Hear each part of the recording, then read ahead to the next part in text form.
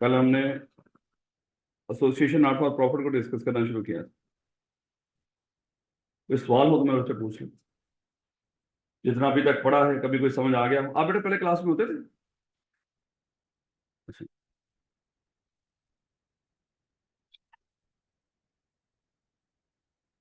नहीं बेटा, याद करें कल हमने डिस्कस करना शुरू किया था कि एसोसिएशन नॉट फॉर प्रॉफिट क्या होती है? बोला जब कुछ लोगों की नीयत हो, इरादा हो, लोगों की फलाह बहबूद का काम करना, और साथ वो चाहते हो कि हमारी लाइबिलिटी भी कैसी हो, लिमिटेड हो। तो ऐसे लोगों के पास हमने डिस्कस किया था, एक ऑप्शन है, क्या कर लें, उसको कंपनी के तौर पर रजिस्टर्ड करवा लें। लेकिन सर जब कंपनी के तौर पे उसको रजिस्टर्ड कराएंगे, नाम के साथ लफ्ज लिमिटेड तो आएगा, तो वो रिमूव कैसे होगा?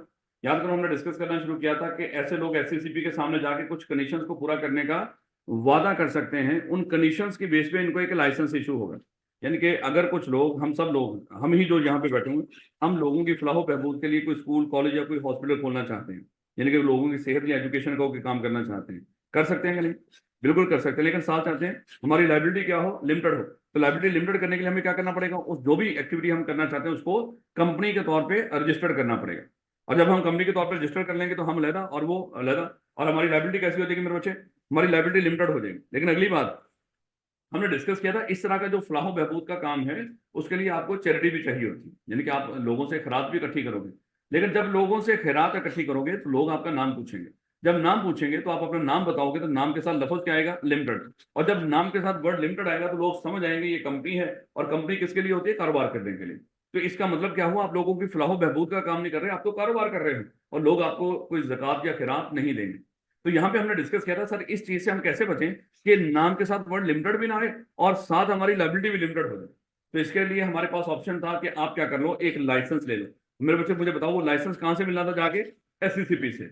लेकिन एससीसीपी का लाइसेंस लेकर बैठी हुई है कि जो भी बंदा मुंह उठा के आएगा उसको लाइसेंस दे देगी, या उसके लिए कुछ टर्म्स एंड कंडीशंस होंगी, उसके लिए टर्म्स एंड कंडीशंस। तो इस मकसद के लिए मेरे बच्चे ये पढ़ने जा रहे हैं सेक्शन 42, एक वह सेक्शन जिससे सेक्शन 42 और सेक्शन 43, जिसके सेक्शंस भी आपने याद रखने हैं। कि वो पूछेगा कि सेक्शन 42 के तहत बनने वाली जो एसोसिएशन है, आप उसके लिए, या कोई एंटिटी है, कोई ऑर्गेनाइजेशन है, कंपनी है, आप उसकी ऐसा करते हैं, उसके लिए रिक्वायरमेंट्स बता दें, कंडीशन बता दें। नहीं तो नाम बोल ही नहीं रहा, एसोसिएशन नॉट फॉर प्रॉफिट नहीं बोलेगा, क्या बोलेगा? सेक्शन 42। इसका मतलब क्या हुआ? यहाँ पे आपने क्या करना है? सेक्शन बी याद रखने हैं। तो मेरे बच्चे जब हम एसोसिएशन नॉट फॉर प्रॉफिट बनाने के लिए एससीसीपी के पास जाएंगे, याद करने का हम जाते जाते डिस्कस करके जा रहे थे कि उसके सामने आपको कितनी कंडीशन पूरी करनी पड़ेगी? चार। चार कंडीशन पूरी करेंगे तो आपको क्या मिलेगा? लाइसेंस। जब वो लाइसेंस मिल जाएगा उसका इफेक्ट क्या होगा? आपकी यानी कि आप कंपनी भी हो और नाम के साथ से वर्ड लिमिटेड रिमूव हो जाएगा। अब आपको दुनिया के सामने लिखने की जरूरत नहीं है, क्योंकि बाय डिफॉल्ट हमने डिस्कस किया था जब आप कंपनी हो तो कहीं पर भी अपना नाम लिखेंगे साथ वर्ड लिमिटेड यूज करना है। लेकिन अगर आपने एसोसिएशन नॉट फॉर प्रॉफिट बनाई हो और उसके लिए लाइसेंस लिया हो तो फिर आपको वर्ड लिमिटेड यूज करने की जरूरत नहीं है। तो मेरे बच्चों उसके लिए कंडीशन कौन कौन सी थी? कि मकसद वो होगा जो आपको कंपनी एक्ट गाइड करे, यानी कि आप अपनी मर्जी का मकसद नहीं रखोगे, मकसद वो रख रहे हैं तो यहाँ पे आपको बताया गया। और मकसद कौन सा बताया गया था? कोई भी एजुकेशन का, याद करो हमने डिस्कस किया था, लिखना कहाँ से शुरू करना है? एजुकेशन से। और पाकिस्तान में जितनी तरह की एजुकेशन वो लिखते लिखते जाना फिर साथ। एजुकेशन कौन सी थी? Commerce, arts, science, religion, sports, research. तो अच्छे खासे पॉइंट तो यहीं पे कवर हो जाएंगे, क्योंकि इसी तरह की एजुकेशन होती है। और उसके बाद हमने डिस्कस किया था अगर और कोई डोनेशन या चैरिटी या कोई इन्वायरमेंट को प्रोटेक्ट करने का कोई काम कर रहे हो, तो इस तरह का काम करना हो तो मेरे बच्चे फिर आप एससीसीपी के से जाके लाइसेंस लोगे। लेकिन इससे हट के कोई हुआ तो डेफिनेटली एससीसीपी आपको लाइसेंस नहीं देगा, और आप कंपनी की कंपनी ही रहोगे, आपको कहीं से डोनेशन वगैरह नहीं मिलेगा। तो पहले नंबर पे तो मकसद वो रखना है जो आपको बताया गया। उसके बाद मेरे बच्चे हमने डिस्कस किया था कि जो कमाओगे, देखो अगर मान लो कि यही हमने एसोसिएशन नॉट फॉर प्रॉफिट के तहत ही बनाया हो, ये सीएफई, तो इसका मेरे बच्चे हम यहाँ से हो सकता है आप लोगों से कुछ फीस चार्ज कर रहे हैं। ये नहीं कि जितनी जिस तरह बाकी कॉलेजेस में हो उतनी चार्ज करें, लेकिन कुछ तो चार्ज कर रहे होंगे। और उसके बाद हमारे पास कहीं डोनेशन चैरिटी भी आ रही होगी। तो ऐसे में जो हमारे पास पैसा आ रहा है, हमने क्या करना है? उसको उठा के घरों में ले जाएं, किसी और जगह पे लगाने, या उसको मकसद को प्रमोट करने के ऊपर लगाना। और मकसद को कैसे प्रमोट कर सकते हो समझाने के लिए बात करो। आप क्या कर दो, आप यहाँ पे पहले एसी नहीं थे, एसी लगा दो। है पहले यहाँ पे लोग मान लो कि नीचे ही बैठते थे, यहाँ पे उनके लिए डेस्क बनवा दो। है पहले ऑनलाइन क्लासेस पढ़ाने के लिए मल्टीमीडिया नहीं था, वो ऐसी चीजें ले लो। है एक कैंपस है, एक से ज्यादा कैंपस ले लो। है बाकी शहरों में पहुंच जाओ। तो आपने क्या करना है? जो कमाओगे इस तरह की एक्टिविटी से, जो भी आपके पास पैसा आएगा, आपने घरों में नहीं लेके जाना, बल्कि क्या करना है? अपने मकसद को प्रमोट करने के ऊपर लगाना। ये नहीं कि मार्केटिंग करनी है। प्रमोट करने का बाद मकसद ये भी समझ लेते लोग क्या करें, उसकी मार्केटिंग करना शुरू कर दें। मार्केटिंग भी करें, लेकिन क्या करें, उसको अपने आप को मजीद डेवलप करें। उसके बाद हमने डिस्कस किया था बैक एंड पे कंपनी ही है, याद रखना, लेकिन सामने पर्दा किस चीज का है, एसोसिएशन नॉट फॉर प्रॉफिट का। सेक्शन 42 ने आपको मान लेके आपके सामने एक पर्दे का काम कर रहा है, लेकिन बैक एंड पे क्या हुआ, आप कंपनी हो। जब कोई कंपनी हो तो कंपनी अपने मेंबर्स को क्या देती है, डिविडेंड। तो कहीं ये ना हो कि आपको वो कंपनी वाले, वो मान लो कि वो आपको याद आए हम तो कंपनी है, और कंपनी क्या करती है, अपने मेंबर्स को डिविडेंड देती है, और जो पैसा इकट्ठा हो उसको क्या करते हैं, मेंबर्स को डिविडेंड के तौर पर देना शुरू कर दें, क्योंकि आप हो एसोसिएशन नॉट फॉर प्रॉफिट। हमने डिस्कस किया था डिविडेंड हमेशा कहां से दिया जाता है, प्रॉफिट में से।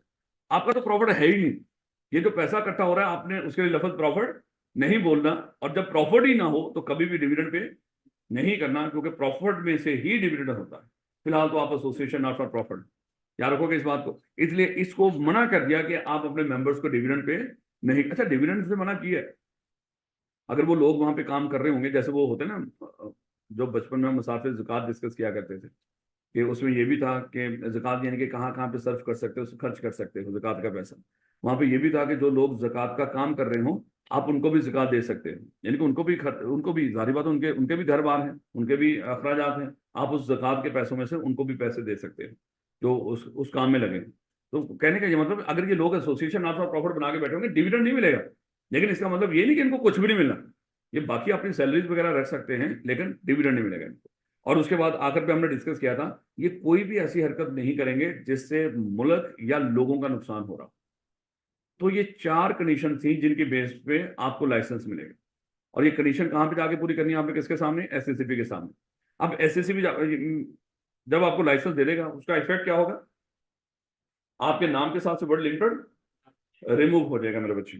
कहता कहता पीपल, अच्छा देखिएगा कॉन्सेप्ट क्या है एसोसिएशन नॉट फॉर प्रॉफिट का, सेक्शन 42 की एसोसिएशन नॉट फॉर प्रॉफिट, ये सेक्शन 42 आपने याद रखना है। इसके अलावा या सेक्शन 43 का यहाँ पे जिक्र आएगा, उसके अलावा कभी भी आपने कोई सेक्शन याद नहीं रखना, और ना ही उसको याद रखने की कोशिश करना, और ना ही ये कहना कि देखो मैं तो बड़ा मान लो कि उस तरह का बंदा हूं जो हर चीज याद करता हूं, और यहाँ पे देखना मैं सेक्शन याद करके पेपर में रेफर करूंगा अकॉर्डिंग टू फलाना सेक्शन है। मेरे बच्चे, इतनी एफिशिएंसी अगर खुदा ना खासा आपने दिखाने की कोशिश कर दी और वो सेक्शन ही गलत हुआ, और आपने डेफिनेशन सही लिखी, क्योंकि वो सेक्शन में वो डेफिनेशन है ही नहीं, आपका सारे का सारे गलत हो जाएगा। इसलिए जरूरत, मजे की बात, लहदा बात है, अगले बंदे को भी नहीं पता कि सेक्शन में क्या है जो पेपर चेक कर रहा है, ना ही उसको पता लगाने की जरूरत है। इसलिए आपने इस खाते में या इस तरह की कोई एफिशिएंसी दिखाने की कोशिश नहीं करनी। औकात में रहते हुए मेरे बच्चे काम करना है, और औकात का तो आपको पता है हमारी औकात क्या है, जितना का बता दें उतना ही करने बड़ा है। ऐसे ही ना मेरे बच्चे, सर आप हमें अंडर एस्टिमेट कर रहे हैं। बेटा उस दिन मैंने आपसे सुना था, और मुझे पता कि मैं आपको कितना अंडर एस्टिमेट कर रहा हूँ। आज फिर सुनना है, फिर पता चल जाएगा क्या मैं कितना अंडर एस्टिमेट कर रहा हूँ। नहीं मेरे बच्चे, ऑरल है। चल बकवास बंद करो, सुनो अभी। अरे चुप कर ले बेटा, देखिएगा जरा कॉन्सेप्ट देखिए। कॉन्सेप्ट कहता है people working for useful object of the society, जो लोगों के भले के लिए काम कर रहे होंगे उन्हीं के लिए ऑप्शन होगा सेक्शन 42 वाला। जो लोग किसी के भले का काम नहीं कर रहे, कोई प्रॉफिट कमाने के लिए कर रहे होंगे, उनके लिए सेक्शन 42 नहीं है। कहता है कि सम टाइम, कहता है वो लोग जो लोगों के भले का काम कर रहे होते हैं, some time need protection of limited liability, उनको प्रोटेक्शन चाहिए होती है लिमिटेड लायबिलिटी की, कि जो हम काम कर रहे होंगे, एक्टिविटी कर रहे हों, कल अगर उसमें नुकसान हो भी जाए तो जो हम पैसा लगा रहे हैं वही डूबे, कम से कम हमारा घर बार बच जाए। क्योंकि लोग तो डेफिनेटली, कल मैंने आपको एग्जांपल दी थी, अगर हम यही काम खैराती तौर पे कर रहे हैं और लोगों की यहाँ पे लायबिलिटी अच्छी खासी हो, और ये बैकएंड पे कंपनी ना हो, तो हमें इन लोग इसी एक्टिविटी की जो लोगों के भले के लिए शुरू की है, इसकी लायबिलिटी पूरी करने के लिए क्या करना पड़ेगा, घर बार बेचना पड़ेगा। कह रहा है limited liability company act allow the registration of a company as association of profit, यानी कि कंपनीज को ही इजाजत है वो as association of profit registered हो सकती है। यानी कि जो ऑलरेडी कंपनीज काम कर रही हो, अगर उनकी नीयत हो चलते चलते अच्छा खासा प्रॉफिट कमा रहे थे, वो कहते हैं कि नहीं भैया आज से हमने प्रॉफिट नहीं कमाना, जो कमाना है कहाँ पे लगा देना, लोगों की फलाह बहबूद के ऊपर। हम काम ही ऐसा करेंगे जैसे जो हॉस्पिटल, देखो doctor hospital, Hamid Latif hospital कमा रहे हैं, अन्य वाह कमा रहे हैं। तो अल्लाह माफ करे, कुछ लोग तो ऐसे होते हैं जो अपने पेशेंट को किसी और हॉस्पिटल में लेके नहीं जाते, कोई रास्ते में आने वाले हॉस्पिटल के पास भी नहीं लेकर जाते, कि कहीं खुदा ना खासा लोग कहेंगे देखो ये गरीब हो गए हैं, अब वो फलाना बीमार पड़ा तो उसको लेके यहाँ पे किसी माड़े हॉस्पिटल में लेकर गए, अल्लाह माफ करे वो डॉक्टर हॉस्पिटल तक जाते जाते वो बंदा ही नहीं रहता है। लेकिन क्या करें, है नाक तो नीचे नहीं ना करनी, बंदा जमीन के नीचे पहुंचा देंगे, है लेकिन इज्जत नहीं जानी चाहिए। है ये ऐसी ऐसी बेशर्मियां भी होती हैं कहीं। मुझे याद है एक हमारे रिलेटिव हैं, तो वो सारे बच्चे, अब दो साहब इन लोगों से आगे पढ़ते थे, एएफसी होता था उस वक्त, तो एएफसी कहाँ से करते थे, इन टीचर से। तो मैं कॉलेज में था, जाहिर बात है मैं अपने कॉलेज में हूँ, हैं, अब दो सब साथ हैं, एक अच्छी फैकल्टी है। तो मैं जिस कॉलेज में भी था उस वक्त, तो वहाँ पे मेरा एक रिलेटिव, उन्होंने किसी बच्चे का अपने का एडमिशन करवाना था। मैंने कहा कि भाई एएफसी तो यहाँ से करना, तो बाकी बाद में तेरा मन करेगा, अपनी तुझे मार्केट का पता चल जाएगा। लो भैया, मुझे उसके बाप का फोन आया उस बच्चे का, कहता यार मेरा कोई रिश्तेदार है, उसने मुझे फोन किया, क्या आपने वो फलाने कॉलेज में बच्चे का एडमिशन क्यों नहीं कराया? अब तू गरीब हो गया, अगर तू इतने ही गरीब हो गया हमसे पैसे मांग लेता। चेक कर, ओ यार कहाँ पे जाके 1.25 लाख रुपया देना, कहाँ पे 20-25 हज़ार में आप लोगों का ये बच्चा ये सीए कर रहा है। तो शर्म आनी चाहिए इस तरह के मामला में, है जिसको पता है वो आपको गाइड कर रहा है तो इतना भी तो भरोसा रखो ना, कोई बंदा आपको क्यों इस मामले में गलत गाइड करेगा। लेकिन जो भी कहने का ये मतलब, लोग तो इस तरह के देखो ना, अब मकसद क्या है कि देखो जी हमारी अना का मसला बन गया कि शायद हमने किसी महंगे कॉलेज में अपने बच्चे का एडमिशन नहीं करवाया। तो ऐसे ही लोग होते हैं जो क्या करते हैं, किसी महंगे हॉस्पिटल के चक्कर में बंदा गवा लेते हैं। खैर, अगर ये मेमोरेंडम में लिख दे कल होगा ना ज्यादा प्रॉफिट कमाए तो सोशल नॉट प्रॉफिट में कन्वर्ट हो जाए। बड़ा ऐसे लिखने की इजाजत नहीं है, जो मर्जी लिख ले। कहता है कि company act allow the registration of companies as association not for profit if they satisfy certain condition to SCCP. यानी कि ये कंडीशन किसके सामने पूरी करनी है? एससीसीपी, यानी कि कंपनीज को ही एसोसिएशन नॉट फॉर प्रॉफिट बनने की इजाजत है। और वो कब? जब वो कुछ कंडीशन पूरी करेंगे। अब वो कंडीशन कौन सी? माजरत के साथ, ये मैंने सारी किताब वाली नहीं लिखी, वो आसान है, इतनी मुश्किल नहीं। तो पहली कंडीशन क्या थी? कहते हैं पर्पज ऑफ एसोसिएशन क्या होना चाहिए, मकसद क्या होना चाहिए? एजुकेशन। और एजुकेशन में मैंने आपको बोला कि वो सारे लिखने शुरू कर दिया, इसलिए नहीं मैंने लिखे हैं। और उसके बाद क्या हो सकता है? हेल्थ, इन्वायरमेंट प्रोटेक्शन, कुछ इस तरह के काम। यानी कि मकसद वो होना चाहिए। और ये लिखने हैं आपने, मैं बार बार बोल रहा हूँ, जब वो कंडीशन बहुत दफा पूछ रखी है उसने दोबारा पूछेगा, वो कंडीशन बताओ जिस बेस पे आपको लाइसेंस मिलेगा एससीसीपी से, एसोसिएशन नॉट फॉर प्रॉफिट का, अंडर सेक्शन 42। तो आप जब ये कंडीशन बताएंगे चार, तो उसमें ये सारी लिखनी है आपने कंप्लीट। उसके बाद दूसरी कंडीशन क्या है? और जो प्रॉफिट कमाओगे, apply profit in promoting it subject. अगरचे लफज इसके लिए प्रॉफिट नहीं बोलना चाहिए था, इसके लफज जो भी जो उसकी रेवेन्यू आता है उसके एक्टिविटी से, तो मेरे बच्चे वो क्या करना है आपने दोबारा उसके मकसद को प्रमोट करने के लिए ऊपर लगाना है। लेकिन बहर क्योंकि एसोसिएशन ऑफ प्रॉफिट है, अगरचे बैकएंड पे प्रॉफिट है, वो कंपनी है उसका प्रॉफिट होगा, लेकिन वो प्रॉफिट आपने क्या बना दिया? वो एसोसिएशन नॉट फॉर प्रॉफिट। तो प्रॉफिट क्या करना है आपने? दोबारा मकसद को प्रमोट करने के ऊपर लगाना है। आपने उस प्रॉफिट को प्रॉफिट नहीं समझना। यानी कि प्रॉफिट वो होता है जो आप घर लेके जा सकते हैं, लेकिन फिलहाल ये प्रॉफिट को प्रॉफिट नहीं समझना। जो कमाओगे क्या करोगे? दोबारा उसी पर लगा दो जो एक्टिविटी कर रहे हो। उसके बाद prohibit the payment of any dividend. Prohibit का मतलब क्या है? सिरे से मना कर देना, जो काम हो ही ना सकता। इसका मतलब क्या हुआ? किसी भी शक्ल में आपको डिविडेंड अलाउ नहीं होगा। ये रिस्ट्रिक्टेड नहीं है, इसका मतलब प्रोहिबिशन है। और याद है रिस्ट्रिक्टेड हमने डिस्कस किया था, जो काम हो सकता हो कुछ कंडीशंस पूरी करके। और प्रोहिबिशंस क्या होती है? जो काम आप कर ही ना सकते थे। तो याद रखना ये क्या है? ये प्रोहिबिशंस। उसके बाद आखिरी क्या है? Objects and activities are not against the law. यानी कि उसका मकसद और जो वो काम कर रहे हैं, जो उनकी एक्टिविटीज होंगी वो क्या हो? वो लॉ के अगेंस्ट ना हो। ये ना हो कि कहीं मनी लॉन्ड्रिंग शुरू कर दें, है कहीं पे टेररिस्ट फंडिंग या टेररिस्ट एक्टिविटी में इन्वॉल्व होना शुरू कर दें, या कोई पब्लिक ऑर्डर, यानी कि लोगों का जो होता है ना, कि लोगों के लिए मुश्किलात करना शुरू कर दें, बजाय कि आसानी पैदा करने के, वो लोगों के लिए मुश्किलात खड़ी कर दें। और उसके बाद या सिक्योरिटी, पब्लिक सिक्योरिटी के अगेंस्ट हो, यानी कि लोग अपने आप को इनसिक्योर फील करना शुरू कर दें। या sovereignty and national interest of Pakistan, Pakistan की सालमियत या जो हमारा जो कौमी मफाद है उसको नुकसान पहुंचाना शुरू करें। ऐसी एक्टिविटी में इन्वॉल्व ना हो। ये अल्फाज लिखने हैं आपने, चाहते ना चाहते हुए। ये चौथे नंबर में चार तो कंडीशन है, इसमें जो जहां पे जो लिख रखा है वो आपने लिखना है पेपर के अंदर। तो हम पढ़ क्या रहे हैं? बोला एसोसिएशन नॉट फॉर प्रॉफिट, ये किस सेक्शन के तहत है? सेक्शन 42 के तहत। या एसोसिएशन नॉट फॉर प्रॉफिट का जो आपको सेक्शन 42 के तहत लाइसेंस मिलेगा, उसका इफेक्ट क्या होगा? नाम के साथ से वर्ड लिमिटेड रिमूव हो जाएगा। लेकिन ये लाइसेंस आपको मिलेगा कहां से? कितनी कंडीशन पूरी करके? कौन कौन सी कंडीशंस? मकसद वो रखना है जो बता दिया हूं, जो कमाओ वापस लगाओ, डिविडेंड पे नहीं करना, और कोई गैर कानूनी काम नहीं करना। सादा बताने के लिहाज से कर रहा हूँ, या तो आपने वही करना, यानी कि सादा मैं बता रहा हूँ आपको। कल मैं जब सुनूँ ना, आप इतना ही सुना देना मुझे, सर मकसद वो होगा जो कंपनी एक्ट बताएगा, ना बोलना मकसद।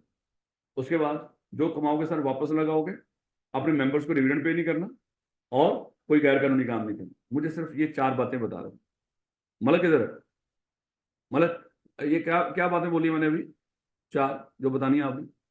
बताया कि वेस्ट को काम करना है, हाँ डिविडेंड पे नहीं करना, ठीक है, पाकिस्तान के खिलाफ कोई काम नहीं करना, ना के खिलाफ कोई काम नहीं चलो करना। ठीक हो गया। वो भी इतना बुरा नहीं था वैसे, ओके ठीक है, इट्स ओके। ले बेटो, कंडीशन एंड रेगुलेशंस। अब देखो मान लो कि हम सब लोग थे, मैं एससीसी पे बैठा हूँ, मैं यहाँ पे एससीसी भी हूँ, आप मेरे पास आए थे ये लाइसेंस लेने के लिए।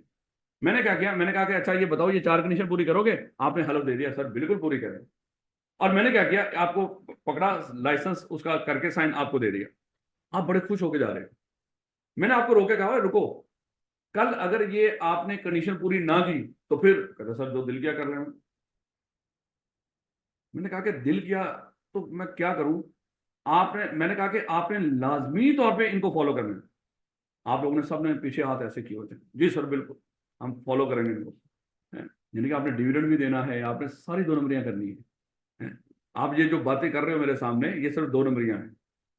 एक्चुअली आपके मन में क्या है कि हमने ये कोई भी कंडीशन पूरी नहीं करनी। और पाकिस्तानी हो, है मैं भी पाकिस्तानी हूं, मुझे पता तो है आपने क्या करना है? यहां पे मैंने आपको कहा कि अच्छा रुको, एक एक काम करो। मैंने कहा कि ये जो जिन टर्म्स एंड कंडीशन, कौन सी टर्म्स एंड कंडीशन थी? वो 4। जिन टर्म्स एंड कंडीशन के ऊपर मैंने आपको लाइसेंस दिया है ना, जाओ इन टर्म्स एंड कंडीशन को जाके अपने मेमोरेंडम और आर्टिकल में लिखो। अब मेमोरेंडम और आर्टिकल में क्यों लिखवाया जा रहा है? क्योंकि मेमोरेंडम और आर्टिकल की आगे जाके चैप्टर नंबर 12 के अंदर पढ़ेंगे, कंपनी वाइंडिंग अप। जब हम पढ़ेंगे ना कोई कंपनी वाइंड अप क्यों करते हैं, उसमें यह भी होगा अगर कोई कंपनी अपने कंपनी एक्ट मेमोरेंडम और आर्टिकल के मुताबिक ना चलाई जा रही है, हम उसको खत्म कर देते हैं उस कंपनी को। सजा क्या है उसकी?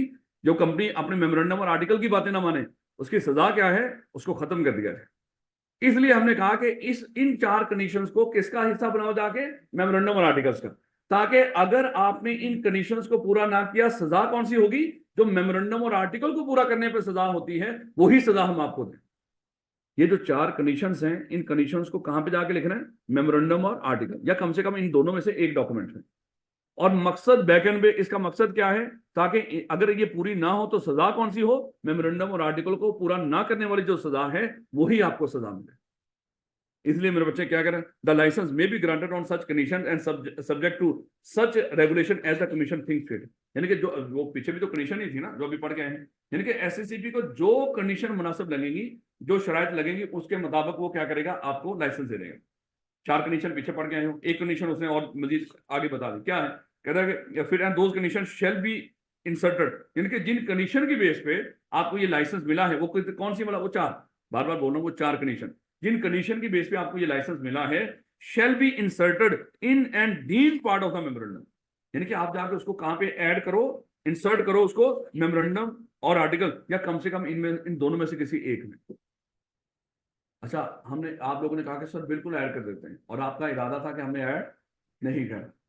मान लो जो कह रहा, जो करना वही है जो हमारा मन करेगा, तो मुझे पता था आप लोगों ने ये करना, इसलिए अल्फाज क्या रखे, जाके इसको इंसर्ट कर दो, उसका हिस्सा बना दो।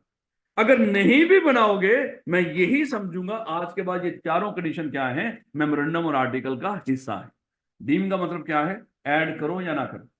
लेकिन आज के बाद ये सारी कंडीशन क्या समझी जाएंगी? मेमोरेंडम और आर्टिकल्स का हिस्सा समझी जाएंगी। और ये क्यों कह रहे हैं बोला? ताकि आप इनके ऊपर क्योंकि कंपनी कभी भी कोई ऐसी हरकत नहीं करती जिसकी मेमोरेंडम और आर्टिकल इजाजत ना देते हैं। कंपनी ने अपना हर काम, कंपनी, क्योंकि मेमोरेंडम और आर्टिकल किसके मातहत बने होते हैं? कंपनी एक्ट के हैं, यानी कि हर काम कंपनी एक्ट, मेमोरेंडम और आर्टिकल के मुताबिक ही करना होता है। इसलिए उसको कह दिया कि इन चारों कंडीशंस को उठाओ, मेमोरेंडम और आर्टिकल का हिस्सा बनाओ। अगर नहीं भी बनाओगे, आज के बाद मैं क्या समझूंगा? ये मेमोरेंडम और आर्टिकल का हिस्सा ही है, और आपको वही सजा मिलेगी। आप कल कल आपने कोई 2 नंबरी कर दी, मैंने कहा कि आपने मेमोरेंडम की खिलाफवर्जी की, आपने कहा कि ऐसा, ये देखिए हमारा मेमोरेंडम हमने शामिल ही नहीं किया था, तो मैंने वहां पे क्या बोलूंगा? मैंने आपको कहा था कि आज के बाद मैं इसको क्या समझूंगा? मेमोरेंडम और आर्टिकल का हिस्सा ही समझूंगा, इसलिए सजा फिर भी वही मिलेगी जो मेमोरेंडम और आर्टिकल की खिलाफवर्जी की है। मुश्किल बात तो नहीं सुन कि आपने ये कंडीशन एंड रेगुलेशंस ये कहां पे ऐड करनी है आपने? मेमोरेंडम और आर्टिकल दोनों में, या कम से कम इनमें से किसी एक में। अगर इंसर्ट नहीं भी की, आपने उसको ऐड कर दो उसके अंदर। नहीं भी ऐड की तो हम क्या समझेंगे कि उसका हिस्सा ही है। Form of memorandum and article, मेरे बच्चे जब भी हम किसी चीज के लिए कहीं पे वो कर रहे होते हैं ना, अप्लाई कर रहे होते हैं, या जब कोई चीज बना रहे होते हैं, जैसे मान लो कि जब आप आई कैब में रजिस्टर्ड हुए थे, मुझे बताओ कोई फॉर्म था जो आपने फिल किया था?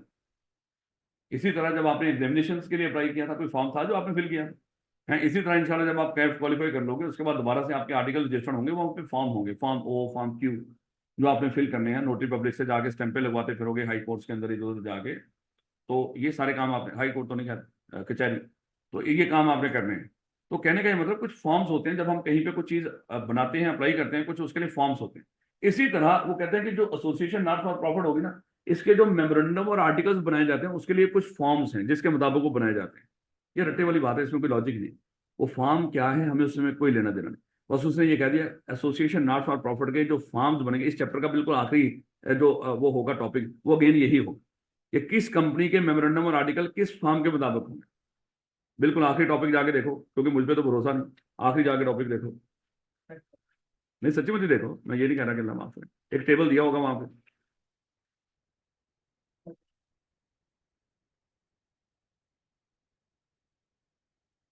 चैप्टर 2 का आखिरी पॉइंट देखो,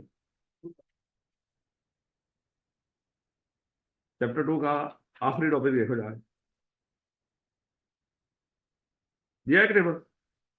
चले, तो इस टेबल में ये रट्टे वाली बात है, हर कंपनी के मेमोरेंडम और आर्टिकल कुछ फॉर्म्स को फॉलो करके बनाए जाते हैं, उसके मुताबिक बनाए जाते हैं। इसलिए वो कहता है कि जो वहां पे देखो उसी, चलो आप तो आगे वापस रहने दो।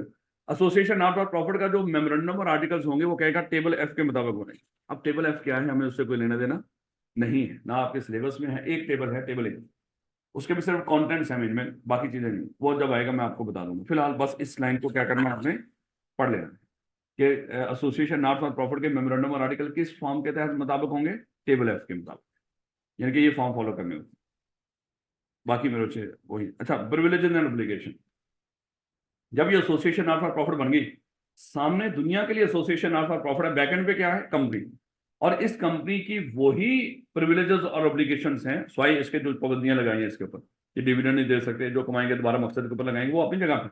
लेकिन बाकी इसके राइट्स और ऑब्लिगेशन, इसके अलावा कंडीशंस के अलावा, वही हैं जो आम कंपनीज के होते हैं। क्या आम कंपनी फाइनेंशियल स्टेटमेंट्स बनाती है? उसको बनाकर वो प्रेजेंट भी करती है, अथॉरिटीज के पास भी जमा करवाती है, वो मीटिंग्स भी करवाती है, वो डिफरेंट डॉक्यूमेंट्स होते हैं, वो डॉक्यूमेंट्स वगैरह भी जमा करवाते रहते हैं अथॉरिटीज के पास। बाकी सारी वही राइट्स और ऑब्लिगेशंस हैं जो आम कंपनी के होते हैं, स्वाय वो कि वो अपने नाम के साथ लफ्ज इंटर नहीं लिखेंगे, और बाकी वो जो कंडीशंस हैं वो कंडीशंस के मुताबिक चलेंगे। उसके अलावा बाकी सारी जिम्मेदारियां कौन सी हैं, आम कंपनी वाली।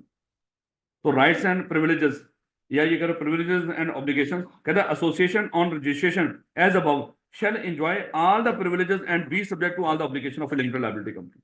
स्वाय उसके जो ऊपर हमने आपको बताया कि ये डिविडेंड नहीं देगा अपने मेंबर्स को, जो प्रॉफिट दोबारा मकसद के ऊपर लगाएंगे। उसके अलावा मेरे बच्चे ये आम कंपनी की तरह है, वही इनके राइट्स और ऑब्लिगेशन होंगे जो आम कंपनी के होते हैं। ये समझाने के लिए बातें कर रहे हैं, ये इसमें पूछने वाले। लो बेटा, अभी तक जो आपसे पूछी जाएगी चीज वो कौन सी पूछी जाएगी, एसोसिएशन नॉट फॉर प्रॉफिट के लिए लाइसेंस लेने के लिए कहाँ पे अप्लाई करना है और किन कंडीशंस की बेस पे आपको लाइसेंस मिलेगा। बस ये दो बातें अभी तक आपने याद करनी थी, बाकी जस्ट रीड कर लेना। लेकिन एमसीक्यू उसके अंदर पूछ सकता है कि एसोसिएशन नॉट फॉर प्रॉफिट का मेमोरेंडम और आर्टिकल किस फॉर्म के तहत बनते हैं, फॉर्म एफ के मुताबिक। और मेमोरेंडम और आर्टिकल्स को क्या किसी डॉक्यूमेंट का हिस्सा बना, सॉरी, टर्म्स एंड कंडीशंस को क्या किसी डॉक्यूमेंट का हिस्सा बनाना है? हाँ, मेमोरेंडम एंड आर्टिकल्स या मेमोरेंडम आर आर्टिकल्स, दोनों में से किसी एक। अब मेरे बच्चे इंतहाई काम की चीजें शुरू होगी इसके में मजीद। जिस बंदे ने लाइसेंस दिया है वो लाइसेंस रिवोक भी कर सकता है। रिवोक याद है, बचपन में हम ऑफर पढ़ा करते थे बीलॉ के अंदर, हमने कहा था जब कोई बंदा ऑफर करता है तो ऑफर करके क्या कर सकता है, ऑफर वापस भी ले सकता है, ऑफर को रिवोक भी कर सकता है। इसी तरह मेरे बच्चे, अब जिस एसोसिएशन नॉट फॉर प्रॉफिट को लाइसेंस मिला एससीसीबी की तरफ से, एससीसीबी क्या कर सकता है, उस लाइसेंस को रिवोक भी कर सकता है, मतलब कैंसिल कर देना। रिवोक करने का मतलब क्या है, कैंसिल कर देना, उसको वापस ले लेना। लाइसेंस दिया था उसको वापस ले लेना, भैया खत्म कर रहे हैं तेरा ये लाइसेंस। अब अगली बात आएगी, सर ये जो लाइसेंस रिवोक होगा ये किन रीजंस की बेस पे होगा और फिर उसका इफेक्ट क्या हो। यानी कि यहाँ पे 3 तरह की चीजें पूछने वाली हैं, बल्कि 4 के हैं। एसोसिएशन नॉट फॉर प्रॉफिट के लिए कौन सी कंडीशन पूरी करनी है, किन रीजंस की बेस पे लाइसेंस रिवोक होगा, अगर लाइसेंस रिवोक हो जाए, लाइसेंस रिवोक होने के बाद एसोसिएशन नॉट फॉर प्रॉफिट की क्या इसके ऊपर इफेक्ट होगा, क्या रिस्पॉन्सिबिलिटी होंगी, और उसके मेंबर्स की क्या रिस्पॉन्सिबिलिटी होंगी। ये 4 सवाल होंगे। देखिएगा, एक सवाल तो हमारा क्लियर हो गया, अब दूसरा देखिएगा। अब जो दूसरा है ना मेरे बच्चे, वो क्या लिखा हुआ, रीजन फॉर रेवोकेशन। अच्छा, रीजन फॉर रेवोकेशन क्या होंगे भला, जिन कंडीशंस की बेस पे आपको लाइसेंस मिला, अगर आप उन कंडीशंस को पूरा नहीं करोगे तो आपका लाइसेंस क्या कर दिया जाएगा, रिवोक कर दिया जाएगा। सादा अल्फाज में जो reason for revocation of license है वो क्या है, वो कंडीशन ही है। जो पीछे आप कंडीशन पढ़ के आए हो 4, वही क्या है, reason for revocation of license है, उसके अलावा तो कुछ नहीं। लेकिन उसने क्या कमाल का काम किया, उसने बाल की खाल उतारी, कोई 2-3 चीजें नहीं बताई, बाकी सारी क्या की उसने, reason for revocation of license की ही वो जो चार कंडीशन थी, उन्हीं को रीजन पता नहीं तरह तरह के अल्फाज इस्तेमाल करके, उनको डिफरेंट तरह के, उनको क्या कहते हैं उसको, कोई शक्लें देके वो लिखता ही गया रीजन। और ये शक्तियां तो आप में वैसे भी बड़ी हैं, वो ना भी करता, या आपको वैसे ही कहा जाता कि वो चार कंडीशंस हैं जिनकी बेस पे लाइसेंस मिला है, आप ऐसा कर दो, उसकी बेस पे जितने रीजन आपको याद आते हैं ना कि जिसकी बेस पे लाइसेंस रिवोक हो सकता है, वो चार कंडीशन की वजह से लाइसेंस रिवोक होगा, अगर पूरी नहीं करेंगे। आप खुद से बनाए जरा कौन कौन से हो सकते हैं, तो बथेरे बना देंगे। चार कंडीशन तो यही है ना, यानी कि जिस मकसद के लिए हमें लाइसेंस मिला था, वो मकसद चेंज कर दिया, ऐसा मकसद कर लिया जो वो अलाउ ही ना हो। उसके बाद जो प्रॉफिट कमा रहे थे, डिविडेंड देना शुरू कर दिया। उसके बाद जो कमाया वो मकसद को प्रमोट करने के बजाय अपने बच्चों की तालीम पर लगाना शुरू कर दिया, अपने घर पे लगाना शुरू कर दिया। और हमने चौथे नंबर पे क्या है, हमने कोई गैर कानूनी काम करना शुरू कर दिया। और सबसे ज्यादा जो उसने रीजन बताए हैं वो चौथे पॉइंट से बनाए हैं। अब जरा देखिएगा, कहते द कमीशन में at any time in by order in writing. अच्छा ये भी जरा देखिएगा, अगर कमीशन किसी एसोसिएशन नॉट फॉर प्रॉफिट के बारे में कमीशन के पास कोई खबर पहुंचेगी कि वो एसोसिएशन नॉट फॉर प्रॉफिट कोई कोई गलत काम कर रही है, जिसकी बेस पे बनता ही है कि उसका लाइसेंस रिवोक कर दिया है, तो मेरे बच्चे कमीशन ये नहीं करेगा फौरन से उसका लाइसेंस रिवोक कर देगा।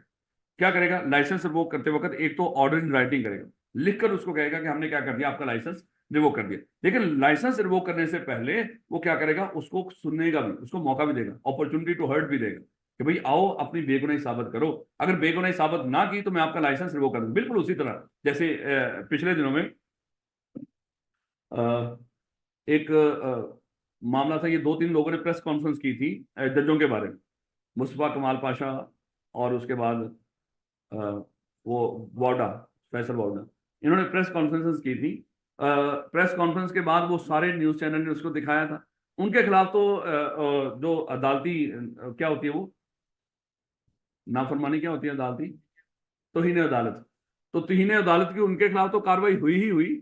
लेकिन साथ ही अदालत ने क्या किया, उन सारे न्यूज चैनल को भी एक नोटिस भेजा, उसको कहते हैं शो कॉज नोटिस। यही नोटिस यहाँ पे रजिस्टर ये भी भेजा करेगा एससीसीपी, शो कॉज नोटिस भेजा, भाई आप लोगों ने ये गलत प्रेस कॉन्फ्रेंस दी, आपने ये क्यों दिखाई, और अगर आपने ये दिखाई है आप बताएं, हम आपके खिलाफ कार्रवाई क्यों ना करें, आप वजह बताओ, हम आपके खिलाफ कार्रवाई करना चाहते हैं, हमें वो वजह बताओ, हम आपके खिलाफ कार्रवाई क्यों ना करें। सेम यही अल्फाज होंगे।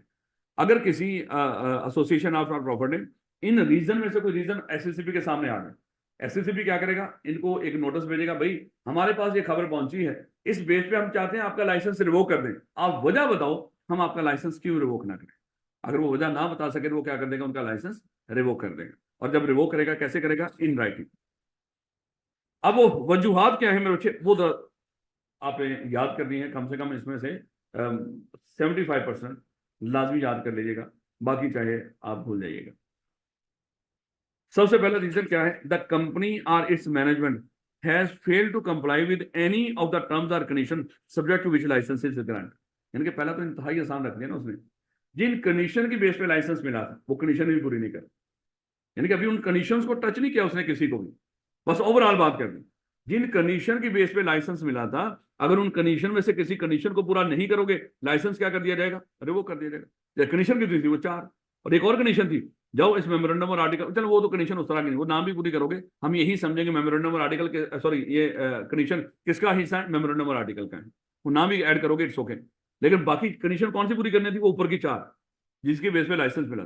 तो सबसे पहले तो मेरे बच्चे पॉइंट शुरू कहां से किया उसने, कि जिन कंडीशन की बेस पे आपको लाइसेंस मिला था, अगर वो कंडीशन पूरी नहीं कर रहे तो आपका लाइसेंस रिवोक कर दिया जाए। कोई दिक्कत है इसमें, पहला पॉइंट क्या है, कंडीशन की बेस पे लाइसेंस मिला था, कंडीशन पूरी नहीं कर रहे तो लाइसेंस रिवोक कर दिया जाएगा। या अच्छा या है, इनमें से कोई एक भी चीज हो गई तो लाइसेंस रिवोक हो सकता है, एंड नहीं है, या any of the requirement specified or any relevant regulations are not met or complied with. पता नहीं, कहता है इसके अलावा कोई लॉ की रिक्वायरमेंट्स जो आपने पूरी करनी थी और वो पूरी ना की, क्योंकि पीछे बैकएंड पे क्या हो, आप कंपनी हो, तो कंपनी की रिक्वायरमेंट्स भी पूरी करनी है जो कंपनी के लिए है, और अगर आपने वो कंपनी वाली रिक्वायरमेंट्स भी पूरी ना की तो तब भी आपका लाइसेंस रिवोक हो सकता है। कहता है any of the requirement specified or any relevant regulations are not met or complied with. इसके अलावा कोई भी रिक्वायरमेंट्स हो जो आपको बता दी गई थी, या कोई कानून था जिसके तहत आपने कुछ और कंडीशन, जैसे हॉस्पिटल है तो हॉस्पिटल की अपनी बड़ी सारी रिक्वायरमेंट्स होती हैं, एजुकेशन इंस्टीट्यूट था उसके लिए बड़े सारे और कानून भी अप्लाई होंगे, तो कोई और इस तरह के रूल्स रेगुलेशंस हो जो आपने पूरे ना किए। अजीब सी बात है, यानी कि बिना वजह पॉइंट बना रहे हैं। सबसे पहले कंडीशन जिनकी बेस पे मिला था नहीं किए, उसके बाद कोई और कानून है जो आप पर अप्लाई होते हैं वो पूरे नहीं किए, तो तब भी लाइसेंस रिवोक किया जा सकता है। या affair of the company are conducted in a manner prejudicial to public interest. तो इसका चौथा पॉइंट देखो, कंडीशंस का चौथा पॉइंट क्या था बोला, अपनी किताब में पढ़ो जरा, क्या वहां पे लफ्ज कहीं पे प्रेजुडिशियल था? चौथी कंडीशन, और सौ की किताब वाले की बात नहीं कर रहा मैं, औखी की बात कर रहा हूं। औखी किताब वाला लफ्ज चौथा कंडीशन पढ़ना जरा, ऊंची रीड करना, इतना ही लिखा हुआ है या कुछ और भी है? क्या लफ्ज प्रेजुडिशियल नहीं वहां पे? अच्छा चले खैर, आप वापस आओ। कह रहा है कि objects and activities are not against the law, और ना ही पब्लिक ऑर्डर के अगेंस्ट। और आपने क्या करना शुरू कर दिया कि ऐसी हरकत करनी शुरू कर दी हो जो लोगों के लिए नुकसान दे। हमने यही मना किया था आपको कि आपने कोई ऐसी हरकत नहीं करनी जो लोगों के लिए नुकसान दे, यानी कि लोगों के लिए तकलीफ पैदा नहीं करनी, आपने आसानी पैदा करनी है। लेकिन आपने क्या करना शुरू कर दिया, उसमें कोई ऐसी एक्टिविटी परफॉर्म करना शुरू कर दी जिससे लोगों को फायदे की बजाय क्या होना शुरू हो गया हो, नुकसान होना शुरू हो गया। यानी कि वहां पे जो डॉक्टर बैठाए वो शायद इंसानों वाले डॉक्टर नहीं, जानवरों वाले बैठा दिया आपने, अगर हॉस्पिटल बनाया था, समझाने की बात कर। और स्कूल खोला तो वहां पे खुदा ना खासा जितने पाकिस्तान के करप्ट लोग थे वो सारे के सारे जो अनपढ़ लोग करप्ट, जैसे सिंध के स्कूल होते हैं, वहां पे खुदा ना खासा वहां पे कोई भी बंदा टीचर बन सकता है। वहां पे माशाल्लाह स्कूल भी हैं, टीचर भी हैं, लेकिन ना टीचरों का वजूद है ना स्कूलों का वजूद है। किताबों में सब कुछ है, तनख्वाहें भी जाती हैं रेगुलरली। कमाल करप्शन की अजब से भी गजब कहानियां हैं सिंध के अंदर है। लेकिन बहर वहां पे भुट्टो अभी भी जिंदा है, इतना महफूज जगह है कि बंदा मरा हुआ भी नहीं मर रहा वहां पे। जबरदस्त देखिएगा, कह रहा कि अफेयर, देखो आप लोगों ने कोई ऐसा काम नहीं करना था जो पब्लिक ऑर्डर के अगेंस्ट। अब आपने क्या करना शुरू कर दिया, कह रहा affair of the company are conducted, आपने वहां पे ऐसे काम करने शुरू कर दिए, अफेयर्स को ऐसे मैनेज करना शुरू कर दिया in a manner prejudicial to public interest. यानी कि आप, अच्छा पब्लिक इंटरेस्ट लफ्ज लिखना था माजरत के साथ, मैं प्रेजुडिशियल ढूंढना शुरू कर दिया वहां पे, लफ्ज क्या देखना था, पब्लिक इंटरेस्ट। यानी कि आपने पब्लिक इंटरेस्ट में काम करना था, जबकि आप काम क्या कर रहे हो, जो प्रेजुडिशियल टू पब्लिक इंटरेस्ट। चौथी कंडीशन से ये भी पॉइंट बना हुआ। उसके बाद to comply, the company has made a default in filing with the registrar. Its financial statements or annual returns for immediately preceding 2 consecutive financial years. देखो मेरे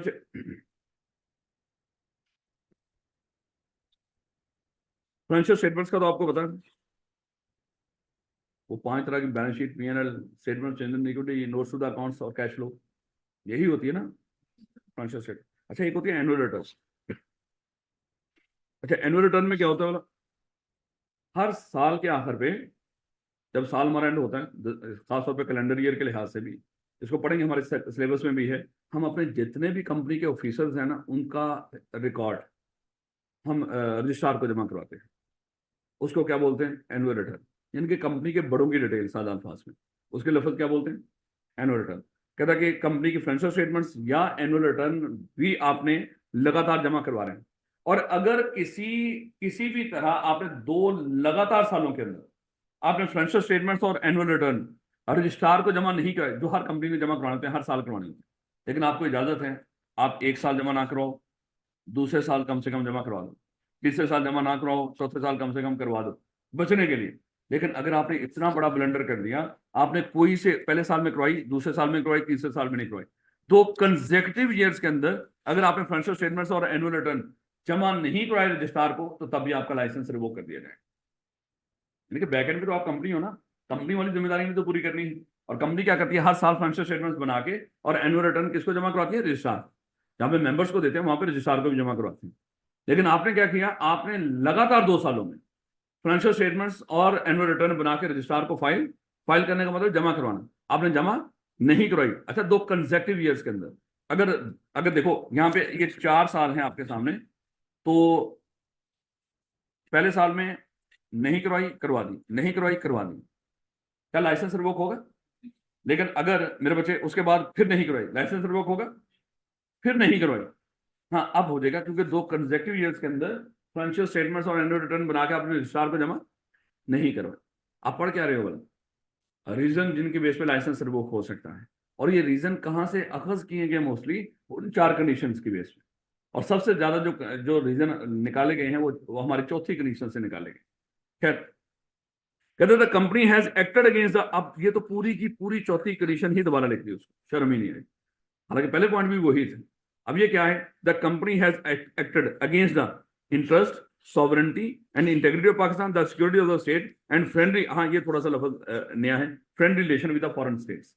यानी कि आपने कोई भी इस तरह के काम करने शुरू कर दिया, और ये पूरे का पूरा चौथा पॉइंट है, तो फिर भी आपका क्या हो जाएगा, लाइसेंस रिवोक हो जाएगा। तो friendly relation with foreign states क्या है, बाकी मुल्कों के साथ जो हमारे बरादराना ताल्लुकात हैं, दोस्ताना ताल्लुकात हैं, वो आपने खराब करने की कोशिश की हो, आपने मुल्क की सिक्योरिटी को खराब करने की कोशिश की हो, मुल्क की जो सॉवरेंटी और इंटेग्रिटी यानी कि पाकिस्तान को बदनाम करने की कोशिश की हो, जैसे वो बेचारा शहबाज शरीफ कहता है इमरान खान को शर्म नहीं आती, जिस मुल्क में भी जाता है जाके हमें चोर चोर कहना शुरू कर देता है। भाई मतलब मुझे तो, अगर हम चोर है तो मुल्क में ही रहना, तो बाकी मुल्कों में क्यों कह रहा है, यानी कि तूने हमारी जो बदनामी है वो सिर्फ पाकिस्तान तक नहीं पूरी दुनिया तक ही फैला दी है, अब हर बंदा हमें चोर समझता है। इसका मतलब इसी तरह आपने मुल्क की जो बदनामी है वो मुल्क तक ही रखनी है, बाकी मुल्कों तक आपकी बदनामी नहीं जानी चाहिए। खैर, द नंबर ऑफ, हाँ ये भी एक नया पॉइंट है, यानी कि अभी तक तो नए पॉइंट मिले ना, वो आपको ये 2 मिले हैं हकीकत में। बाकी तो मेरे बच्चे कंडीशन पूरी होनी चाहिए थी, दूसरी कंडीशन पूरी होनी चाहिए थी, चौथी कंडीशन पूरी होनी चाहिए थी, चौथी कंडीशन पूरी होनी चाहिए थी, फिर चौथी कंडीशन पूरी होनी चाहिए थी, बाकी ये 2 है। ये देखिएगा, the number of member is reduce below 3, इसके मेंबर कभी भी 3 से कम नहीं होने चाहिए।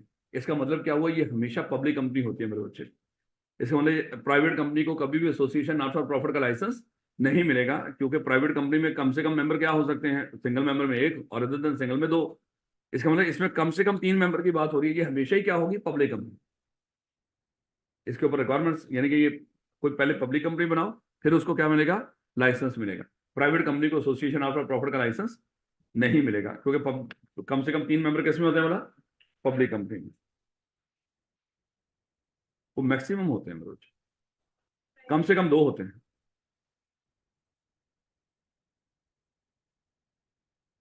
लेकिन मोस्टली मेरे बच्चे, ये कहने का यही मतलब कि आगे जाके हम पढ़ेंगे ना कि कोई भी कंपनी जिसके मेंबर्स की जो मिनिमम नंबर ऑफ मेंबर से नीचे काम कर रही है, हम उस कंपनी को वाइंड अप कर दिया करते हैं। आपके पास 6 महीने होते हैं, 6 महीने मेंबर पूरे कर दो, अगर 6 महीने मेंबर नहीं पूरे किए हम उस कंपनी को खत्म कर देते हैं। तो मिनिमम नंबर ऑफ मेंबर जो वहां पे बताया जाएगा, प्राइवेट कंपनी में 2 और अदर देन प्राइवेट कंपनी में 3 मेंबर होते हैं, पब्लिक कंपनी में 7 अल्फाज में। तो इस कॉन्टेक्स्ट में मैं आपको कहने के ये समझाना चाह रहा हूँ, ये ज्यादा यही है कि पब्लिक कंपनी, लेकिन कहीं लिखा नहीं हुआ कि प्राइवेट भी ये हो सकती है। लेकिन उससे यही जाहिर होता है कि कम से कम 3 मेंबर पब्लिक कंपनी में होते हैं, जो बड़े वादे करके चैप्टर 12 में जाके हम पढ़ेंगे। अगर उसके मेंबर मिनिमम से नीचे चले गए तो 6 महीने के अंदर पूरे कर ले, नहीं पूरे किए तो हम कंपनी को खत्म कर दिया करते हैं। जब कंपनी खत्म होगी, पक्की बात है एसोसिएशन ऑफ प्रॉफिट का लाइसेंस थोड़ी रहेगा। तो इस बेस पे मेरे बच्चे ये क्या है, ये पब्लिक ही दिमाग में रखिएगा।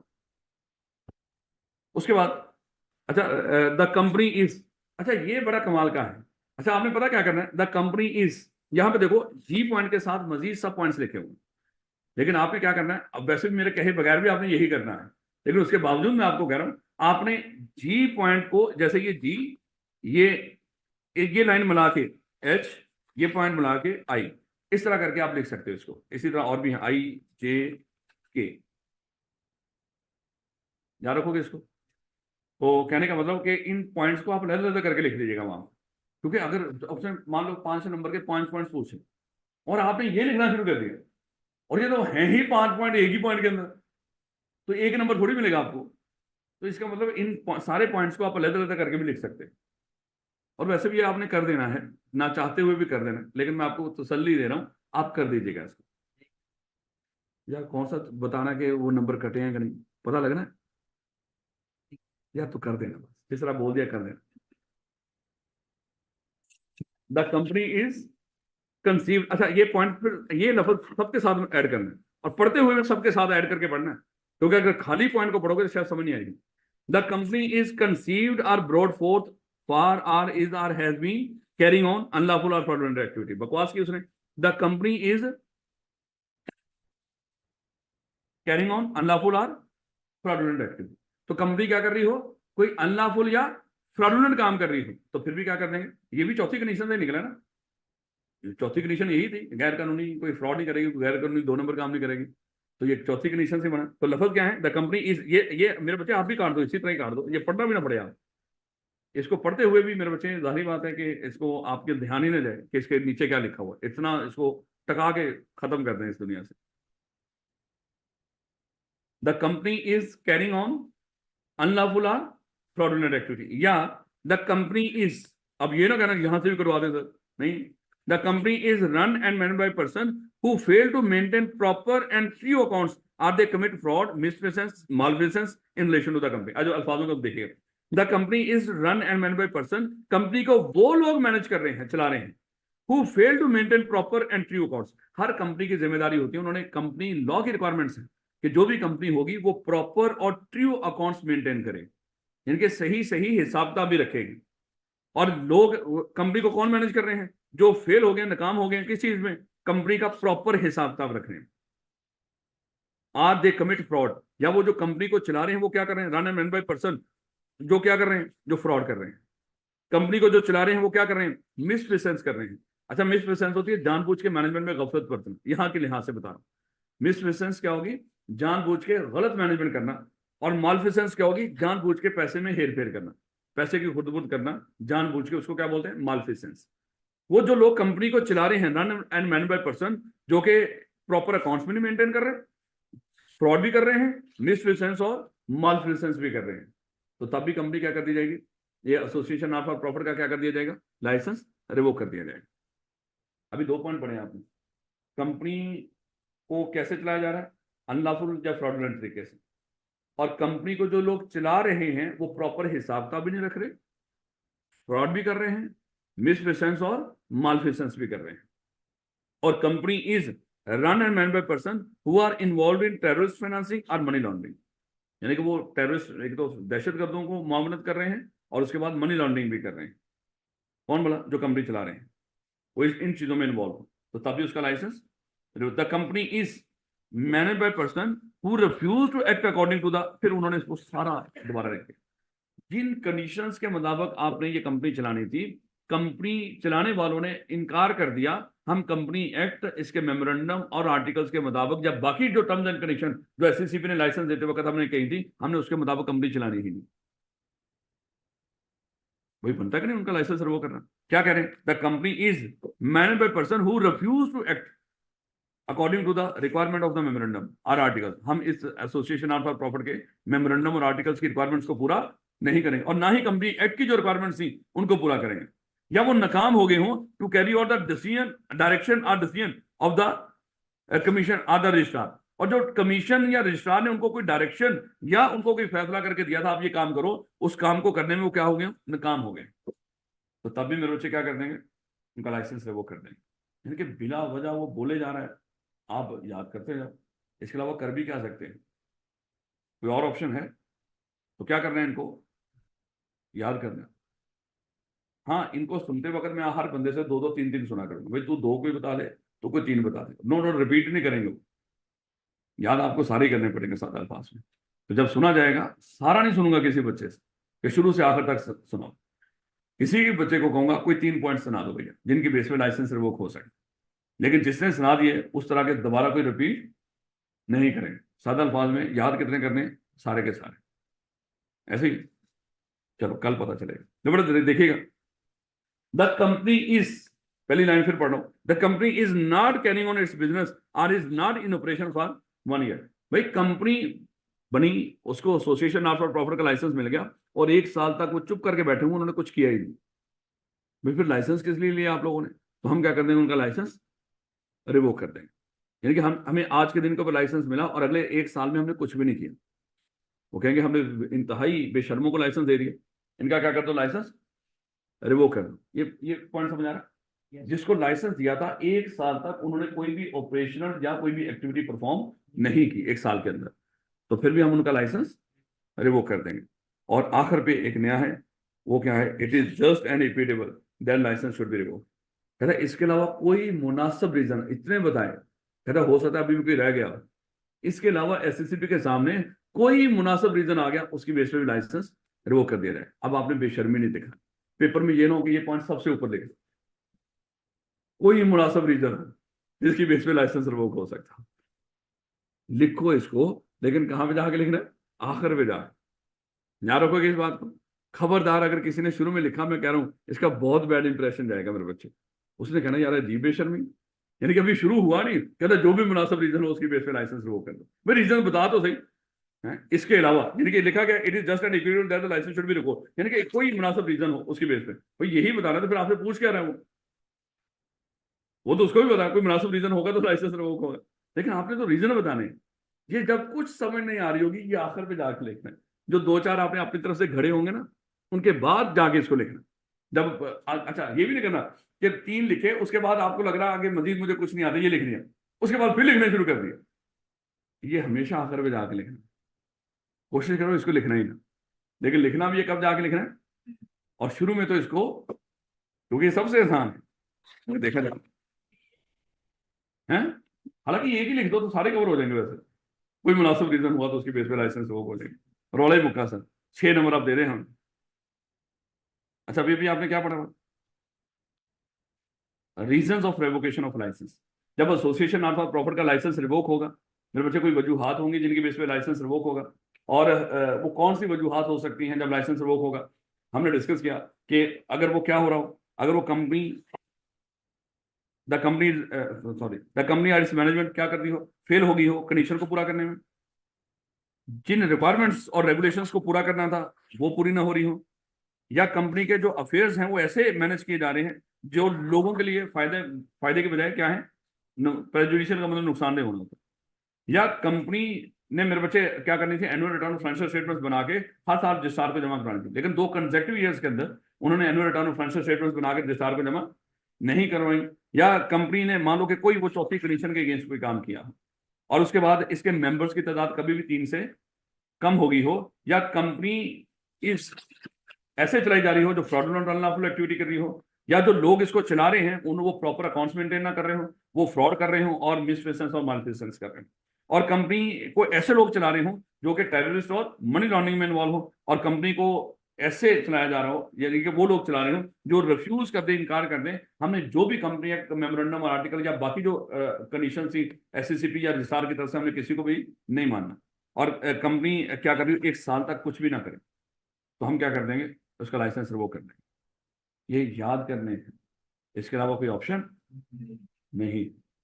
याद रखोगे इसको, मतलब समझ आए तो कल दोबारा बता देंगे मेरे बच्चे किसी लाइन की, मतलब का भी पता हो इसलिए वो चीजें याद होंगी। अगर मतलब का ही ना पता हो चीजें याद भी नहीं रहती मेरे बच्चे, ना याद होती हैं ना ही याद रहेंगी। तो बेटा ये भी अभी डिस्कस कर रहे थे। देखो ये हमारी एसोसिएशन नॉट फॉर प्रॉफिट थी, इसने कोई ऐसी हरकत की जो ऊपर के रीजन में से कोई रीजन, कोई ऐसा रीजन किसके सामने आ गया, एससीसीबी के सामने। अब एससीसीबी क्या करेगा, फौरन से उसका लाइसेंस रिवोक नहीं कर देगा, उसको फोन करके नहीं कहेगा मुझे पता चल गया कि आप लोग प्रॉपर अकाउंट मेंटेन नहीं कर रहे, मुझे पता चल गया आप साल से विले बैठे हो कुछ भी नहीं कर रहे, मुझे पता चल गया आपने पिछले 2 कंसेक्टिव ईयर्स के अंदर फाइनेंशियल स्टेटमेंट जमा नहीं करवाई, मुझे पता है आपने चौथी कंडीशन पूरी नहीं की, मुझे पता आपने चौथी कंडीशन पूरी नहीं की, मुझे पता आपने चौथी कंडीशन पूरी नहीं की, क्योंकि 4-5 दफा ना तो मैं क्या करने जा रहा हूँ, आपका लाइसेंस रिवोक करने जा रहा हूँ। नहीं नहीं ऐसे नहीं, वो क्या करेगा, उनको एक अपॉर्चुनिटी देगा, अपॉर्चुनिटी ऑफ बीइंग हर्ड। उनको कहेगा कि मुझे पता चला कि आप ये काम कर रहे हो जिसकी वजह से आपका लाइसेंस रिवोक हो सकता है, आप आके मुझे साबित करें कि आप ऐसी कोई हरकत नहीं कर रहे। अगर वो साबित ना कर पाए तो क्या करेगा, उनको उनका लाइसेंस रिवोक कर देगा। लेकिन लाइसेंस जब रिवोक करेगा वो ऑर्डर कैसे पास करेगा, इन राइटिंग। ये तो शुरू में बता दिया था ना उसने, तो ऑर्डर वो कैसे लाइसेंस रिवोक करेगा, लिखकर। लेकिन लिखकर ऑर्डर उनको लाइसेंस रिवोक करने से पहले क्या देगा, इनको एक मौका देगा अपनी बेगुनाही साबित करने का। ये छोटी छोटी बातें मेरे बच्चे कभी पूछ सकता है, वो रीजन ना पूछे, यही पूछ ले कुछ इस तरह का। बस ये मेन हेडिंग याद रखा करो। However, before a license is so revoked, the commission shall give to the company a notice in writing of his intention to do so. कि भाई मैं ये लाइसेंस रिवोक करने जा रहा हूँ, बस आप मुझे वजह बताओ मैं आपका लाइसेंस क्यों रिवोक नहीं करूँ। देखो क्या क्या क्या प्यार मोहब्बत है उसका एससीसीपी का। भाई मैं आपका लाइसेंस रिवोक करने जा रहा हूँ, बस मुझे वजह बता दो मैं क्यों रिवोक ना करूँ। तो अगर वो ना वजह बता सके तो क्या कर देगा, उनका लाइसेंस रिवोक कर देगा। तो भैया अब लाइसेंस रिवोक हो गया। देखो मैंने कहा था यहाँ पे 4 सवाल करेगा वो आपसे। कंडीशन जिसकी बेस पे लाइसेंस मिलेगा, उसके बाद रीजन जिनकी बेस पे लाइसेंस रिवोक हो सकता है, और लाइसेंस रिवोक होने के बाद उसका एसोसिएशन के ऊपर क्या इफेक्ट होगा। यानी कि अब एसोसिएशन ने करना क्या है। मान लो अभी हम यहाँ पे एसोसिएशन आर्ट प्रॉपर्टी में बैठे हुए, अभी अभी हमें वो मिल गया, एक खत मिल गया एससीसीबी की तरफ से, हमें मौका दिया था उन्होंने सुनने का, लेकिन हम सेटिस्फाई नहीं कर पाए और हमें खत आ गया कि आपका लाइसेंस रिवोक कर दिया गया है। अब इसके बाद इसका इफेक्ट क्या होगा हमारे ऊपर और हमारी इस एसोसिएशन के ऊपर। सबसे पहले तो एसोसिएशन का इफेक्ट देखिएगा मेरे बच्चे। जिस एसोसिएशन नॉट फॉर प्रॉफिट का लाइसेंस रिवोक हो गया, वो सबसे पहले क्या करेगी, वो जो भी एक्टिविटीज परफॉर्म कर रही थी वो फौरन स्टॉप कर देगी। अगर हम यहाँ पे पढ़ा रहे थे, हम क्या करेंगे, फौरन यहाँ पे बाहर निकल के ताला लगा देंगे।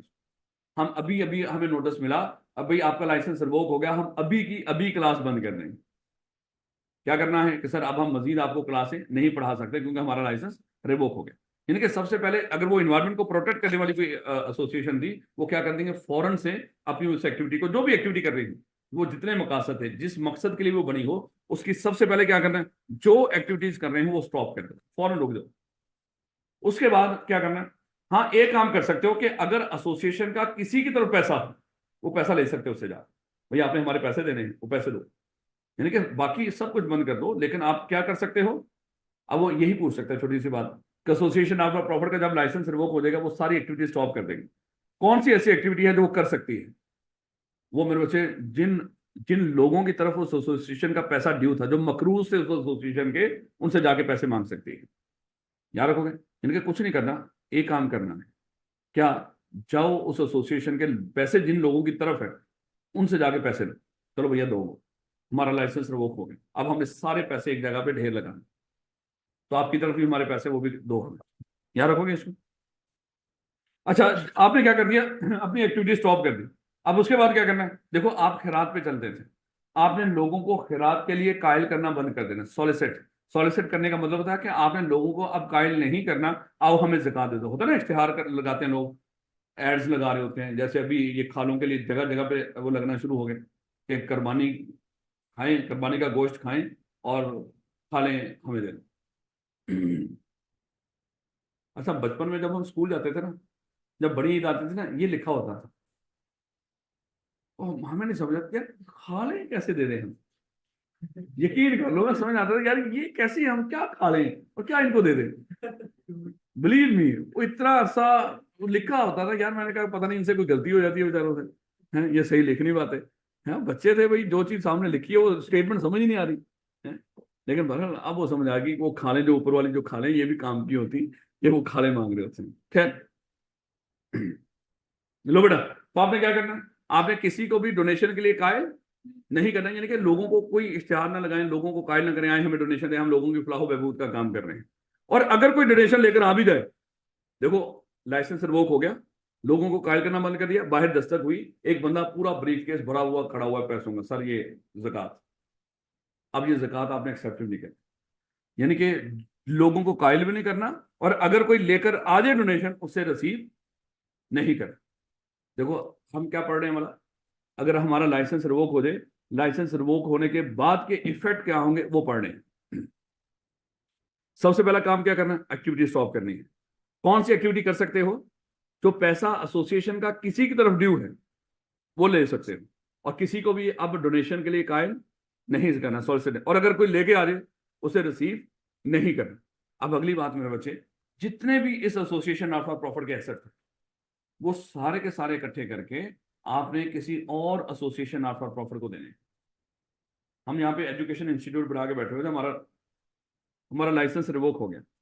अब इसके एसेट तो नजर आ रहे हैं ना ये सारे के सारे आपको, इन एसेट्स का क्या करना है, ये उठा के घर ले जाए ना, ना, ये पैसा आपका नहीं था जो इसके ऊपर लगा हुआ था, ये लोगों की ज़कात थी, या आपका भी था तो आप लोगों की फलाह बहबूद का काम करना चाहते थे, तो फलाह बहबूद पे ही लगेगा अब।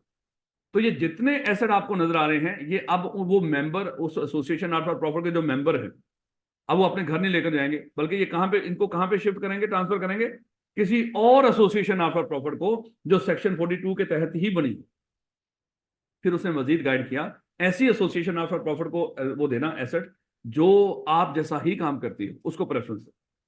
अदरवाइज ना कोई मिल रही हो उस तरह की, यानी कि घर ले जाओ किसी और को दे दो, लेकिन देने किसको है, एसोसिएशन ऑफ प्रॉफिट, जो सेक्शन 42 के तहत। ये कौन डिसाइड करेगा, मैनेजमेंट।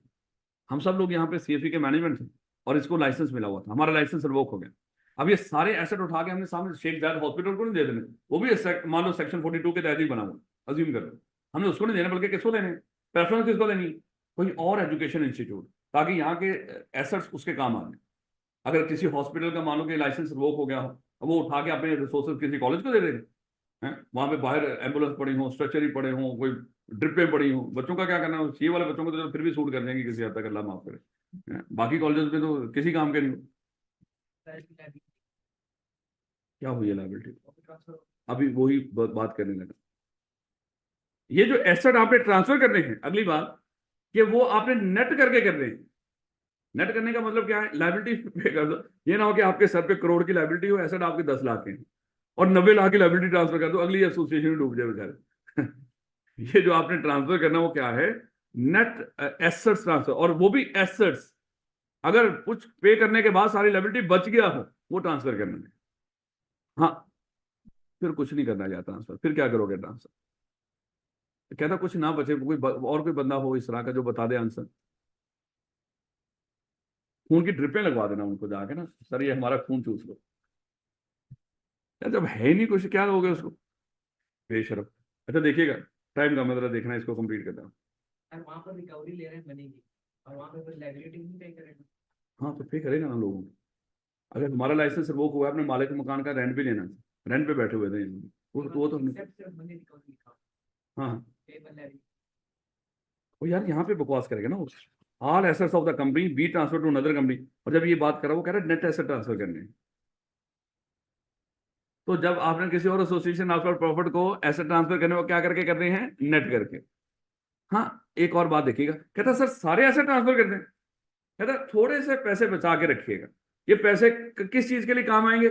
जिस एसोसिएशन नॉट फॉर प्रॉफिट का लाइसेंस रिवोक हो गया हो, उसकी कंपनी को भी खत्म कर दिया जाता है।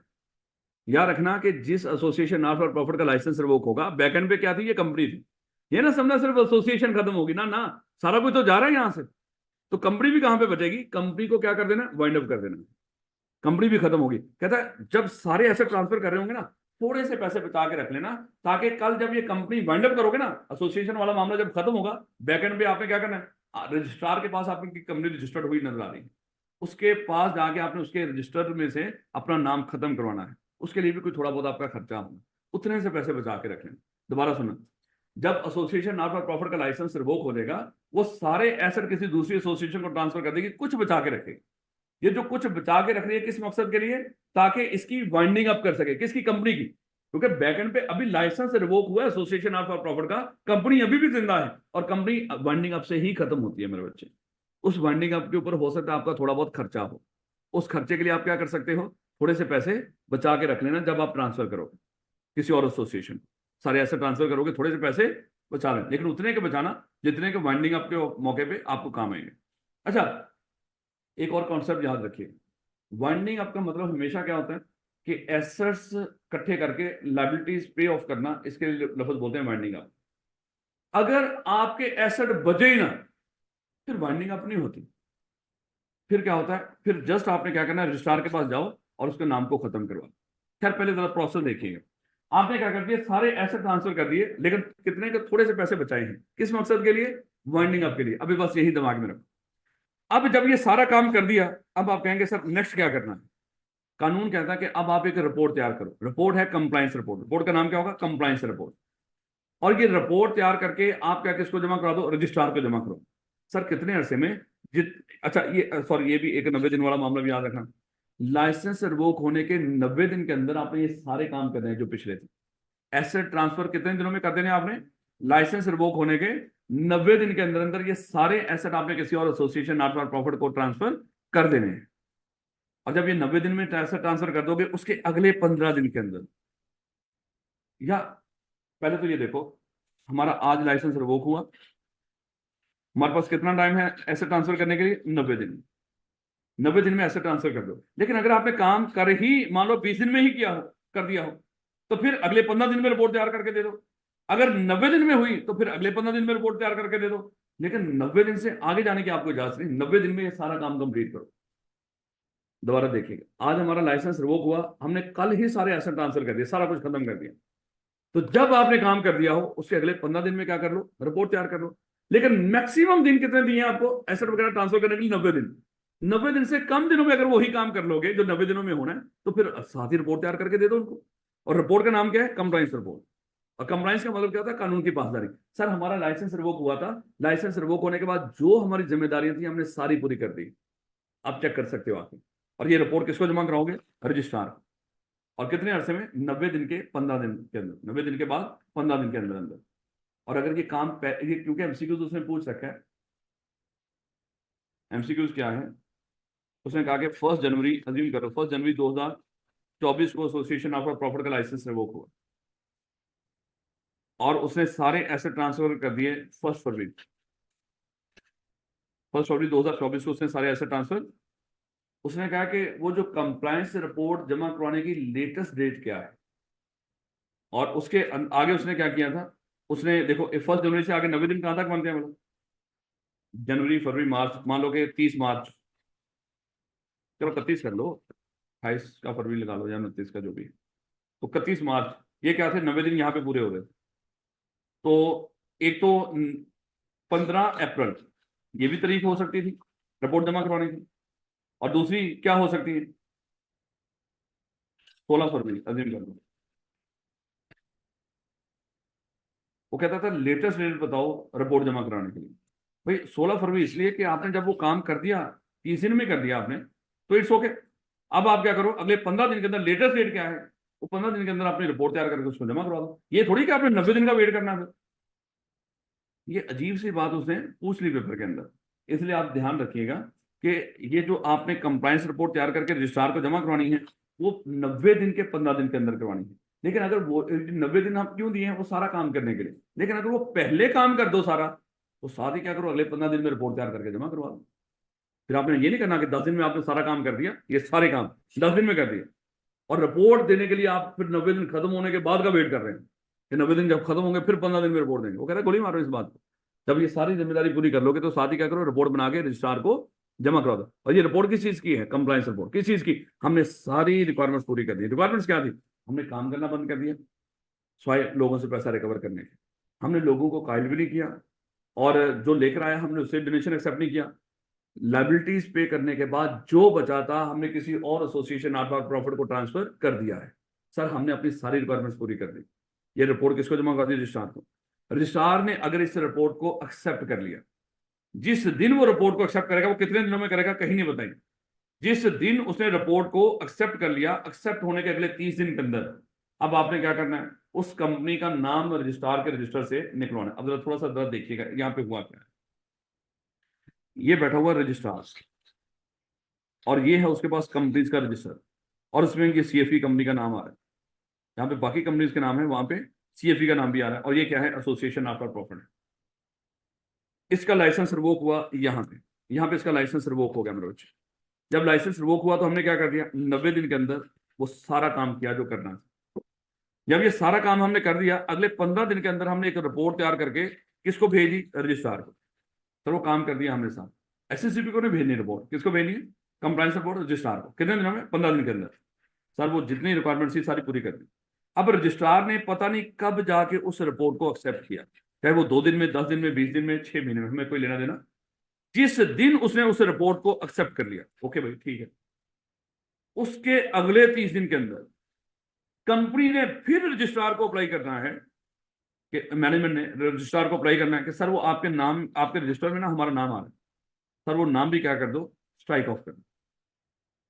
तो फिर वो क्या कर देगा, नाम को खत्म कर देगा बीच में। याद रखोगे इस बात को थोड़ा सा। कोई नहीं, कल हम दोबारा दोबारा पढ़ेंगे इसको, 2-3 दिन इसको पढ़ते रहेंगे ताकि ये चीजें हमें अच्छी तरह से याद हो जाए। फिलहाल मेरे बच्चे, इसको रीड आपने घर जाके करना है। मैंने सिर्फ आपको पहले रीड करके आइएगा, देखिएगा आपको कोई समझ आ रही है कि नहीं, जरा दोबारा देखिएगा। एसोसिएशन नॉट फॉर प्रॉफिट का यहाँ पे लाइसेंस रिवोक हुआ है। इसके बाद क्या करेंगे, एक्टिविटी स्टॉप कर देंगे। एक्टिविटी स्टॉप कर देंगे, किसी को कुछ कर सकती है अभी भी, जो पैसा है वो रिकवरी कर सकती है, डोनेशन के लिए कायल कर सकती है, जो आज एक्सेप्ट करेगी। और आपने क्या करना है, इसके एसेट किसको देने हैं, किसी और एसोसिएशन नॉट फॉर प्रॉफिट जो सेक्शन 42 में बनी है।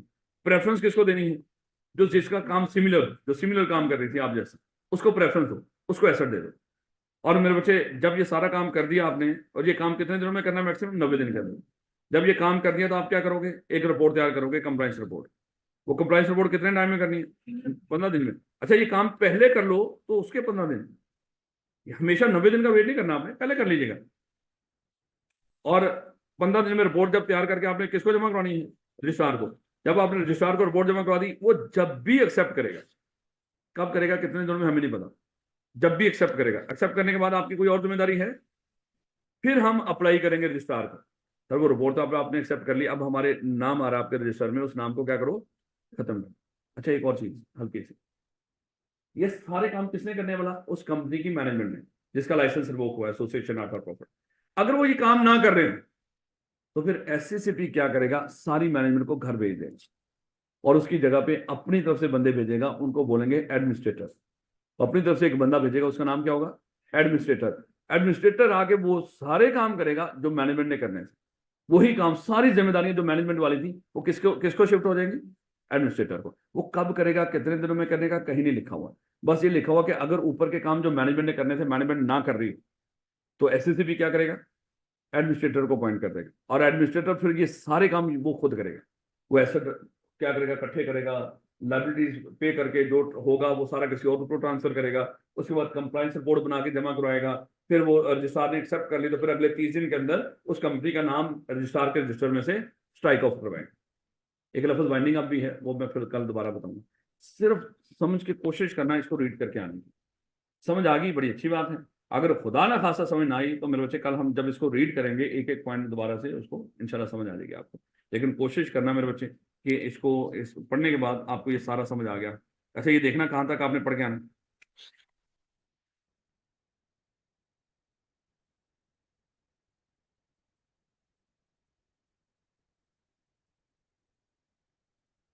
क्या है,